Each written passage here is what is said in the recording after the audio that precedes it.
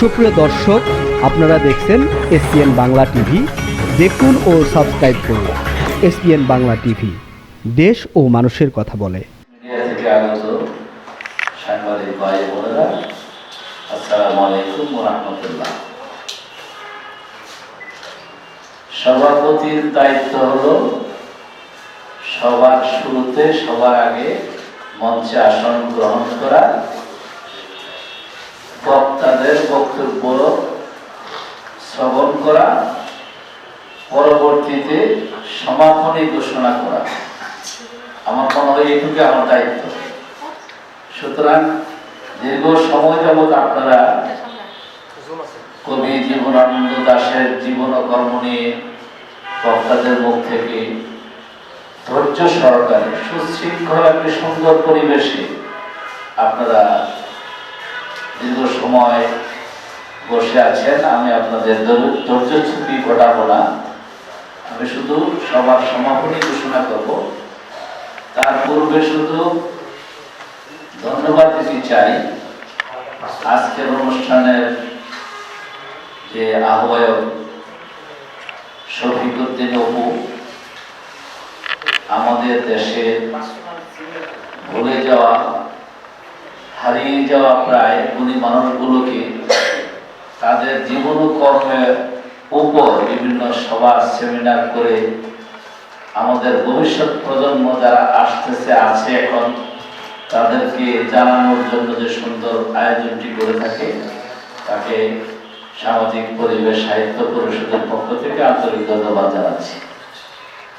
পাশাপাশি আজকের অনুষ্ঠানের সম্মানিত প্রধান অতিথি, তিনি অসুস্থতাজনিত কারণে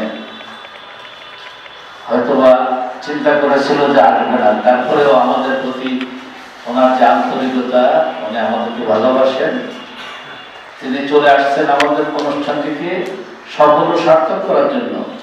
তাকে সামাজিক পরিবেশ সাহিত্য পরিষদ এবং সামাজিক পরিবেশ ও মানবাধিকার বাস্তবায়ন সংস্থা আজকের আয়োজনের পক্ষ থেকে আন্তরিক কৃতজ্ঞতা জানাচ্ছি।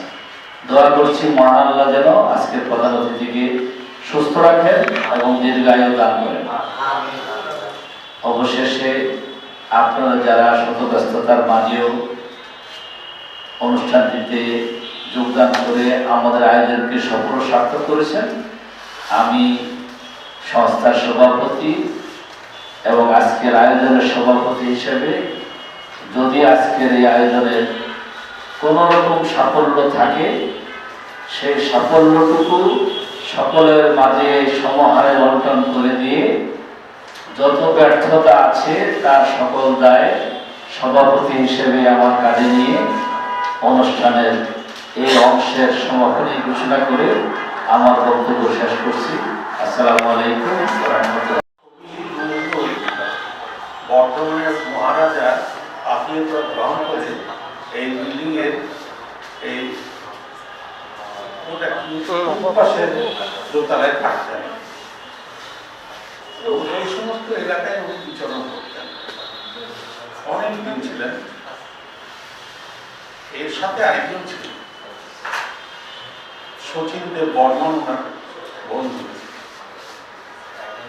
এই শচীন দেব বর্মন কবি নজরুলের একটা বিখ্যাত কবিতা শুরু করেছেন, যে কবিতা আমরা অনেকে জানি না। আমি একটা লাইন সেখানে বলি, টাকডুম টাকডুম বাজে বাংলাদেশের ঢোল। চিন্তা করেন, একটা কবি কত চিন্তা করে বাংলাদেশ শব্দটা বলেছেন, বাংলার শব্দটা বলেনি, উনি বলেছেন বাংলাদেশের ঢোল, অর্থাৎ বাংলাদেশের বাদ্য মানে ঢোল বাজাচ্ছেন, বাজাতে চেয়েছেন। কিন্তু আমরা এটা মূল্যায়ন করি না। আমার মনে হয় এই কবিতাটা যদি সবাই পড়ে তাহলে অনেক ভিতরে অনেক ইতিহাস, অনেক অন্তরের কথা, আপনাদের কথা এই কবিতার ভিতরে আছে। ঠিক তেমনি আমাদের এই দেশে এই ধানসিঁড়ি নদী তীরে বহু কবির জন্ম হয়েছে, কিন্তু পৃষ্ঠপোষকতার অভাবে তা সবাই হারিয়ে গেছে। এই যে আজকে যা কথা বলতেছি, জীবনানন্দ, জীবন আনন্দ, এই জীবনানন্দ দাস বরিশালে এই ধানসিং নদীতে জন্মেছে। সেই জন্য এই মেন আলোচনাটা ছিল, যেমন কবি লাইকের মধ্যে ছিল। তো এটাই আমার জীবনের বড় পাওয়া। আর সভাপতি সভাপতি হিসেবে যদি বলি যে স্যার আমার বাসায় একটা অনুষ্ঠান করবো, তো বাসায় চলে যাবে। এইরকম মানুষগুলো যদি থাকে তাহলেই আসলে অর্থের প্রয়োজন হয় না। যেমন যুবরাজ ভাই, তিনি কিন্তু ইতালি থাকা অবস্থায় হঠাৎ অনুষ্ঠানের জন্য তিনি কিন্তু আমাকে অভিনন্দন জানাইছেন যে দাদা ভাই আমি যদি ঢাকাতে থাকি অন্তত আপনার রাস্তায় আসবো। তারপরে যে মনিরুজ্জামান, তিনি প্রবাসী মানবাধিকার নিয়ে ইতিমধ্যে জানেন যে আপনার মিডিয়াতে যে কোনো বিষয়ে আলোচনা করতে গেলে প্রবাসী মানবাধিকারটা চলে আসে। তা সেই মনিরুজ্জামান ভাই সেই বরিশাল থেকে যদি অনুষ্ঠানে আসতে পারে, সেই অনুষ্ঠানটা সার্থক মনে করবো। জহির ইসলাম তারেক ভাই, তিনি কিন্তু অসুস্থ, সে রাত 2টার সময় মেসেজ দিয়ে যাবে আসবে। এই ভালোবাসার মানুষগুলো অন্তত পাঠানো আজকে অনুষ্ঠানটা না করলে। এই জন্য আপনাদের সকলকে ধন্যবাদ এবং আমাদের বক্তব্যের পর আমাদের একটু চাল ব্যবস্থা আছে, আপনারা অবশ্যই কি করে খাবেন। আর অল্প কিছু সম্ভাবনা আছে, আর আমরা কিছু কবিতা এবং আপনাদের বক্তব্য শুনবো। ভুল ত্রুটি সব আপনাদের কাছে আমাকে ক্ষমা করে দেবেন। আসসালামু আলাইকুম। এবং আজকের অনুষ্ঠানের সম্মানিত প্রধান অতিথি, বীর মুক্তিযোদ্ধা মাননীয় বিচারপতি আপিল বিভাগ বাংলাদেশ সুপ্রিম কোর্ট শ্রদ্ধেয় বিচারপতি মহোদয় মীর হাশমত আলী, এবং আজকে অনুষ্ঠানে উপস্থিত আছেন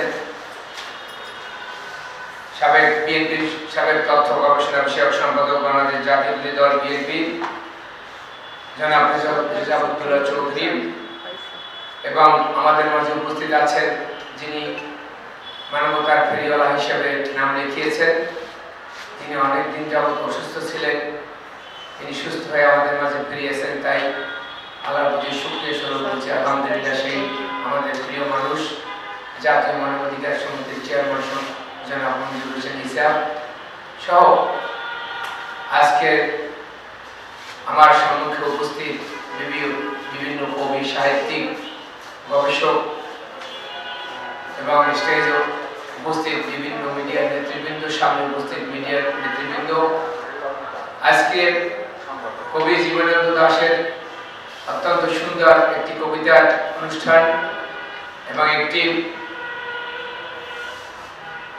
আদর্শ মানুষ গড়তে দৈনিক শিক্ষার প্রয়োজনীয় শীর্ষক আলোচনায় স্মৃতি হিসেবে কথা বলতে পেরে মহান আল্লাহর কাছে শুকরিয়া জ্ঞাপন করছি আলহামদুলিল্লাহ। প্রিয় উপস্থিতি, শুরুতেই বলেছি আমাদের দেশে মা সেই ছেলে হবে কবে যিনি কাথায় বড় হয়ে কাজে বড় হবে। আসলে পৃথিবী ক্ষণস্থায়ী, একদিন এই দাসের গড় নামক পৃথিবী ছেড়ে একদিন পরপারে চলে যেতে হবে। কিন্তু আপনার আমার কর্মকাণ্ডগুলি যদি এরকম জীবনানন্দ দাশের মতো স্মরণীয় হয়, তাহলে মৃত্যুর পরেও আপনার আমার কবরগুলি খুঁজে খুঁজে মানুষ জিয়ারত করবে। আমরা প্রত্যাশা করি মানুষ মানুষের জন্য, জীবন জীবনের জন্য। সেভাবে আমরা দেখতে পেলাম আমাদের মঞ্জুর হোসেন ইসা ভাই, তার জীবনে নিয়ে অনেক কথা বলা যায়, আসলে অল্পতে না বললেই নয়।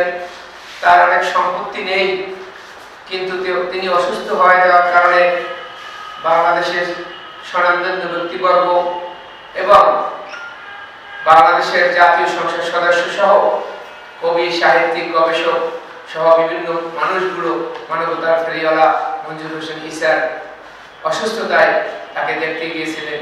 এগুলি শুধু তার কর্মকাণ্ডের কারণে হয়েছিল। আমরা একদিনে পৃথিবীতে থাকবো না, আমার কর্মকাণ্ডগুলি 1 যুগ 2 যুগ ধরে যেন মানুষ আলোচনা সমালোচনা করে, মানুষ যেন আমার কবরের পাশ থেকে গেলে আসসালামু আলাইকুম ইয়া আহলাল কুবুর, মানুষটা বড় ভালো ছিল এটাই বলে। আমরা যেন পৃথিবীতে এমন কোন স্মৃতি রেখে যাই যেন কবি জীবনানন্দ দাশের মতো আমাদেরকেও মানুষ স্মরণ করে, আলোচনা করে, দোয়া করে। এটাই হবে আমার জীবনের, আপনাদের জীবনের চরম পাওয়া, পরম পাওয়া। প্রিয় উপস্থিতি, দেশের বর্তমান মাহেন্দ্রক্ষণে আমি তীব্র প্রতিবাদ ও নিন্দা জানাচ্ছি বাংলাদেশের শরীর শাসকের অত্যন্ত হাতিয়ার, যিনি পুলিশের প্রধান ছিলেন বেনজির আহমেদ, তার জামিনে মুক্তির কথাটা শুনে হৃদয়ে কিছুটা রক্তক্ষরণ হয়েছে। বাংলাদেশ সরকারকে বলবো, আপনার কূটনৈতিক সম্পর্কগুলি আরো শক্ত করুন, দৃঢ় করুন।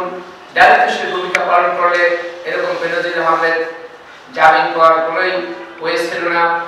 আশা করি সরকারকে সবসময় খেয়াল রেখে মানুষের কল্যাণে তার যে প্রত্যাশা ছিল, অনেক রক্তের বিনিময়ে স্বাধীনতা অর্জন করেছিলাম, দ্বিতীয়বার আমরা জুলাই আন্দোলনে রক্ত দিয়ে অনেক প্রত্যাশা নিয়ে দেশকে স্বাধীন করেছি, সেই প্রত্যাশাগুলো পূরণ করে সরকার যথেষ্ট ভূমিকা পালন করবে। পরিশেষে মহান রব্বুল আলামিনের কাছে আজকে পর্যন্ত করোনা, যুদ্ধ, বিগ্রহ সহ বিভিন্ন আজকে পর্যন্ত বেঁচে আছে তাই আল্লাহর প্রতি শুকরিয়া জ্ঞাপন করছি। সবশেষে যুদ্ধ মুহূর্তে আমার প্রিয় প্রবাসী ভাইরা যে যেখানে থাকেন ভালো থাকবেন। আল্লাহ প্রবাসী ভাইদেরকে ভালো রাখুন। প্রতিনিয়ত আমি এয়ারপোর্টে গেলে শুধু চোখের জল ফেলে আসি, কারণ আমি যেদিন যাই এয়ারপোর্টে মৃত্যুদেহ রিসিভ করতে যাই, আপনারা ফেসবুকে দেখতে পেয়েছেন। আমরা পরিশেষে আবার বলবো, আপনার কর্মকাণ্ডগুলো যেন এমন হয় যেন মৃত্যুর পরে মানুষ খুঁজে খুঁজে আপনার আমার কবরগুলো জিয়ারত করে। সবাই ভালো থাকবেন, ভালো রাখবেন। মানবতার জয় হোক। আসসালামু আলাইকুম ওয়া রাহমাতুল্লাহি ওয়া বারাকাতুহু। আমাদের অনেক বেশি মনে রাখার মতো। এছাড়াও তার ছিল বিখ্যাত কবির হাইজি, যেমন বাংলার নিঃসর্গ ও এক বিষণ্ণ সুন্দরের প্রতিক্রিয়া এক পঙ্ক্তিমালা। 8 বছর আগে একদিন মানুষের বিরুদ্ধে তার কিছু লেখার মধ্যে বাংলাদেশে যা কিনা প্রত্যেকটি স্টুডেন্টের হৃদয়ের ভিতরে আছে, রাধা। জীবনানন্দ দাশ তার আদর্শ এবং শিক্ষার যে নৈতিক নিয়ন্ত্রণ রেখেছেন, তা আমরা সম্মানিত যারা এসেছেন তাদের মুখ থেকে অবশ্যই শিখব। কিছুক্ষণের মধ্যে আমাদের আরো দুজন চলে আসবে সম্মানিত ব্যক্তি, তারপরে পুরোপুরি ভালো অনুষ্ঠানটি উদযাপিত হবে। আপনাদের সবাইকে কৃতজ্ঞ প্রকাশ করছি, আপনারা আপনাদের মূল্যবান সময় বের করে এখানে এসেছেন সেই জন্য।